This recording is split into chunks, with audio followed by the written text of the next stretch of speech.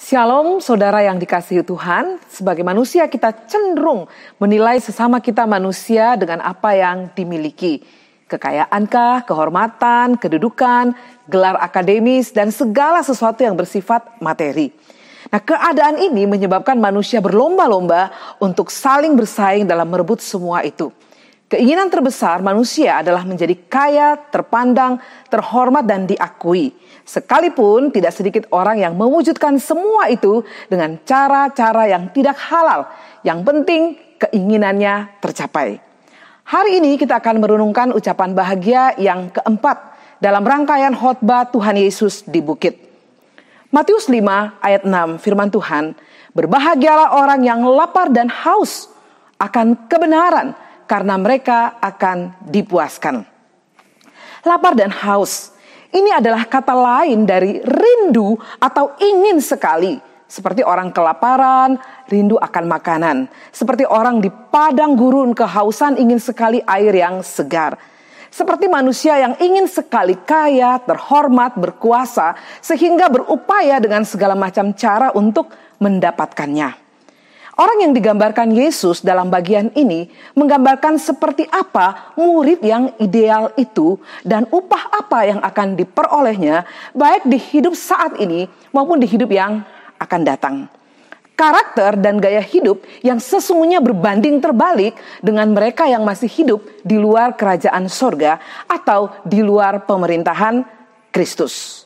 Lapar dan haus sesungguhnya akan melahirkan tindakan yang penuh perjuangan untuk mencari makanan dan minuman yang tentunya akan menyehatkan tubuh rohaninya. Jika saudara dan saya sadar akan dosa, kita membenci dosa, itu sesungguhnya tanda bahwa rohani kita sehat. Firman Tuhan hari ini berbicara tentang lapar dan haus akan kebenaran. Orang yang disebut berbahagia adalah orang yang sangat lapar dan sangat haus pada perkara-perkara rohani, yaitu seluruh kebenaran Allah di dalam Kristus dan hidup seperti Kristus dalam ketaatannya kepada Bapa. Bukan lagi memikirkan perkara-perkara duniawi. Yang kedua, kita yang sudah dibenarkan di dalam Kristus harusnya hidup di dalam kesucian. Banyak orang di dunia lapar dan haus akan perkara dan materi duniawi seperti seks, uang, kekuasaan, kedudukan, hiburan, dan lain-lain. Tapi tidak berhasrat untuk hidup di dalam kesucian. Apa yang menjadi bukti bahwa saya dan saudara benar-benar lapar dan haus akan kebenaran? Kita akan gelisah ketika berbuat dosa. Ada konflik batin yang begitu mengganggu sehingga kita akan sangat ingin menikmati lagi kebenaran yang sudah pernah kita nikmati di dalam Kristus. Kalau saudara dan saya misalnya pernah membahkan makanan seperti ayam betutu misalnya, kita sudah rasa nikmatnya seperti apa. Kemudian kita ingin lagi makan pada satu saat. Seperti itulah, saudara dan saya sudah pernah menikmati, merasakan hidup dibenarkan oleh Allah. Sehingga kita betul-betul ingin betul-betul kembali, tidak mau lagi jatuh. Kita merindukan, kita lapar dan haus akan kebenaran ini. John Stott berkata, dalam situasi seperti ini, situasi lapar dan haus, maka seseorang akan dipimpin pada pengakuan dosa. Sehingga ia akan merasa dipuaskan lagi oleh Allah karena pengampunan yang dia terima. Saudara, mari kita ambil keputusan.